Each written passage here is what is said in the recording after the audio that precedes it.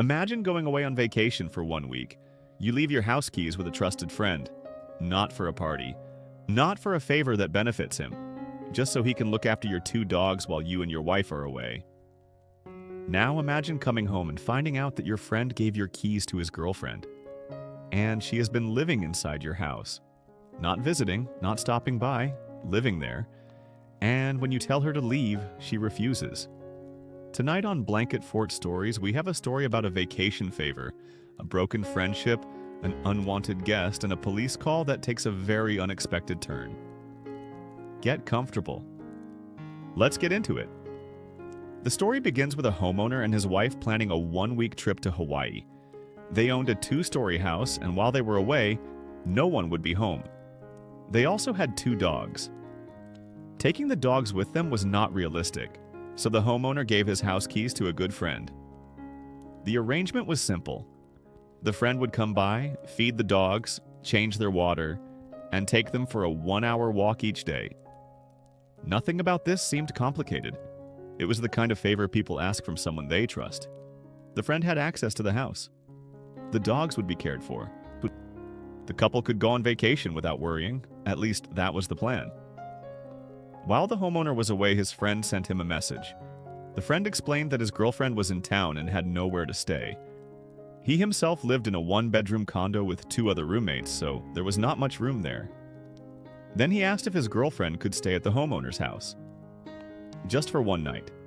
And because it was only supposed to be 1 night, the homeowner agreed.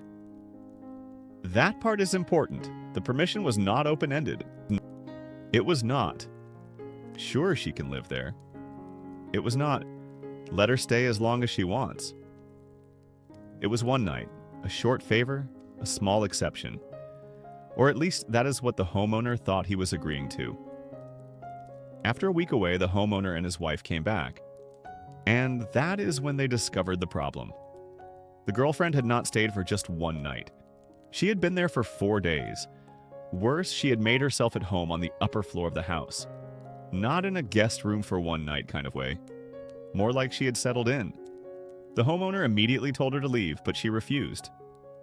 She and the friend insisted that she needed 1 more week. Apparently, she was searching for a job in Los Angeles, and they wanted the homeowner to just let her keep staying there. So now the homeowner was home from vacation with his wife, his dogs, and an unwanted stranger upstairs. A stranger who had been invited for 1 night by someone who did not even own the house. And now she was acting like leaving was negotiable. The homeowner called the police, but when the officers arrived, they said it was a civil matter. According to them, he would need to go through an eviction process. This left him frustrated and confused, because from his point of view, she was never a tenant. She never had permission to live there. She was allowed to stay 1 night. That 1 night had already passed, and now she was refusing to leave his home. He started wondering what he could legally do. Could he change the locks? Could he remove her belongings? Could he cut electricity to the upper floor? He was angry. His wife was angry. And his so-called friend had created an absolute mess. At one point, the homeowner even tried offering her money to leave. He offered $100 for relocation, but she did not accept. Instead, she said he should raise the offer to $5,000, and then she would consider it. That detail says a lot, because at that point, this no longer sounded like confusion. It sounded like leverage. She knew the homeowner wanted her gone. She knew the first police response had not solved the problem, and now she was trying to turn the situation into a payout. Meanwhile, the homeowner made one thing very clear about his friend. That friendship was over. The next day, the homeowner posted an update. After reading advice and talking it over with his cousin, he came up with a plan. That night, the unwanted guest left the house to get dinner with the boyfriend. While she was gone, the homeowner and his cousin carefully packed all of her belongings into the 3 bags she had brought with her. They placed the bags on the front porch, then they locked themselves inside the house. They also watched the bags from the window to make sure nobody stole anything, and then they waited. About 2 hours later, she returned, and when she realized what had happened, she was furious. She started pounding on the door. She yelled for them to open it. She demanded to be let back inside, but the homeowner refused. He told her she was not coming back in. For about 30 minutes, the drama continued. Then she made a decision that completely changed the outcome. She called the police. The homeowner was nervous. After all, the previous officers had told him it was a civil matter. But this time, different officers arrived. First, they listened to her side. Then they spoke to the homeowner. He explained that he was the sole owner of the house. He explained that he had only allowed her to stay for one night.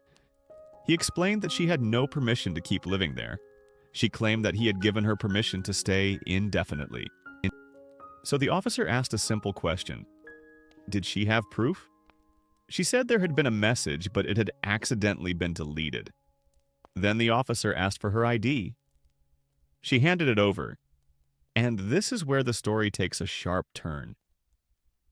The officers checked her information, and suddenly they found something. She had a failure to appear warrant from an old shoplifting case, so instead of being let back into the house, she was arrested. Her belongings were sent to the friend's house, and the officer told the homeowner he did not need to worry. They would take care of it. Just like that, the unwanted guest was gone. The house was his again, and the friend who had caused the entire situation was nowhere to be seen.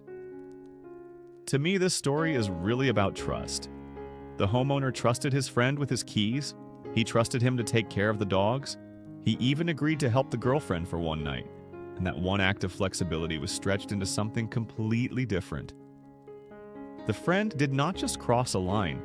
He gave someone access to a house that was not his. Then, when she refused to leave, the homeowner was the one left dealing with the consequences. That is the uncomfortable part. Sometimes people treat your kindness like a loophole. You say yes to one small thing. They turn it into something bigger. Then they act like you are unreasonable for enforcing the original boundary. The homeowner agreed to one night, not 4 days, not another week, and definitely not a $5,000 payout to leave his own house. Now I want to know what you think. If you came home from vacation and found someone living upstairs in your house, what would you have done? Would you have called the police again? Changed the locks? Offered money? Or handled it exactly like this homeowner did? Let me know in the comments.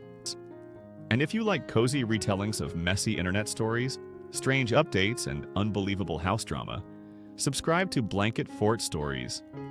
Until next time, stay cozy and be very careful who you trust with your spare keys.